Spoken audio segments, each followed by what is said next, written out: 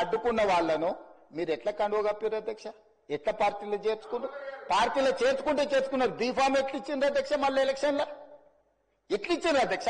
అంటే ఇప్పుడు ఎట్లా మాట్లాడతారంటే 2014 నుంచి ఒకే చట్టం ఉంది కదా అధ్యక్ష. స్పీకర్ పదవి ఉంది, విప్పు పదవి ఉంది, ప్రతిపక్షమే ఉంది. ఆనాడు ఎమ్మెల్యేలు మారితే మీరు మంత్రులు చేశారు. కనీసం మేము అట్లా కూడా చేయలేదు. మారలేదట వాళ్ళు. మేము మారనే లేదు, ముఖ్యమంత్రిని అభివృద్ధిలో కలిసి వచ్చినామంటారు. మీరు మంత్రులు చేసిన వాళ్ళు డిస్క్వాలిఫై కాలేదు, ఉప ఎన్నికలు రాలేదు. బాజాప్తే గవర్నర్ దగ్గర పోయి మంత్రులే చేసి 5 ఏళ్ళు మంత్రి, 10 ఏళ్ళు, ఒక ఆయన 8.5 ఏళ్ళు, మా అక్క 4.5 ఏళ్ళు మంత్రి చేసింది. ఎన్నడూ ఉప ఎన్నికలు రాలే. కానీ ఇప్పుడు ఉప ఎన్నికలు వస్తాయి. వచ్చే వారమే ఉప ఎన్నికలు అంటారు అధ్యక్ష. ఎట్లా వస్తాయి అధ్యక్ష?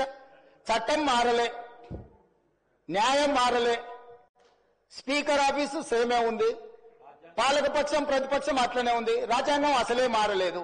ఇంకెట్లొస్తాయి అధ్యక్ష ఉప ఎన్నికలు? నాకు అర్థం కాలేదు.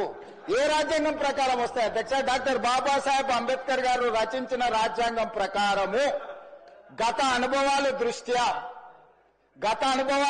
ఎప్పుడు కూడా పార్లమెంట్ ప్రాక్టీసెస్ అండ్ ప్రొసీజర్స్ అని ఉంటాయి అధ్యక్ష. చట్టంలో గ్రే ఏరియా ఉన్నప్పుడు గతంలో ఎలాంటి విధి విధానాలను ఆచరించారు, సాంప్రదాయాలు ఎట్లున్నాయని చూస్తారు అధ్యక్ష. 2014 నుంచి 2019, 2019 నుంచి 2023 వరకు ఏ సాంప్రదాయాలను సభ ఆచరించిందో అచ్చం గదే సాంప్రదాయాలను మనం ఆచరిస్తాం అధ్యక్ష. అంతే కదా అధ్యక్ష? తమరైనా నేనైనా సేమ్ సాంప్రదాయాలనే ఆచరిస్తాం కదా అధ్యక్ష. సో అందుకోసమని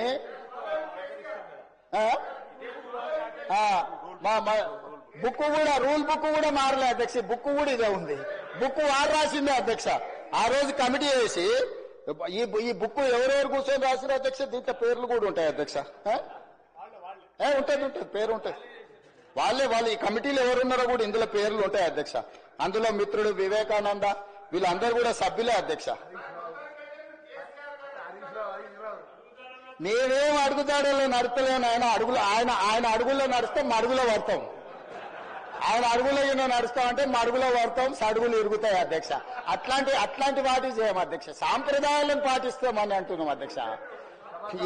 ఈ సభ కొన్ని సాంప్రదాయాల ప్రాతిపదికన సభ నడుస్తుంది అధ్యక్ష.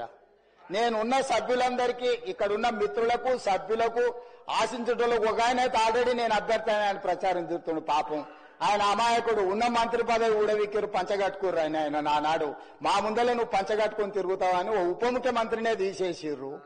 ఎందుకంటే కొంచెం మంచిగా డ్రెస్ అయితే కూడా వాళ్ళకి నచ్చక ఆ రోజు నేను చెప్పిన రోజు ఆ రోజు నాకు మంచి మిత్రుడే అప్పట్లో, అరే నువ్వు ఇంత మంచిగా కడక్ తయారై ఇట్లా చేసి నువ్వు సభలోకి వస్తే ఉద్యోగం ఊడుతుందన్న సరిగ్గా నెల తిరిగేటప్పటికి ఉద్యోగం ఊడిపోయింది అధ్యక్ష.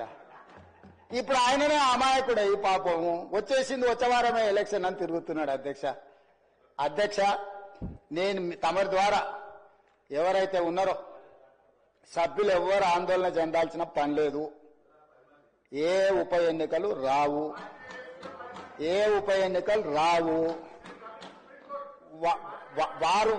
వారి ఉప ఎన్నికలు వారు కోరుకున్నా రావు. ఎందుకంటే ఒకవేళ వారు ఇటొచ్చినా అటొచ్చినా ఎటొచ్చినా ఏ ఉప ఎన్నికలు రావు.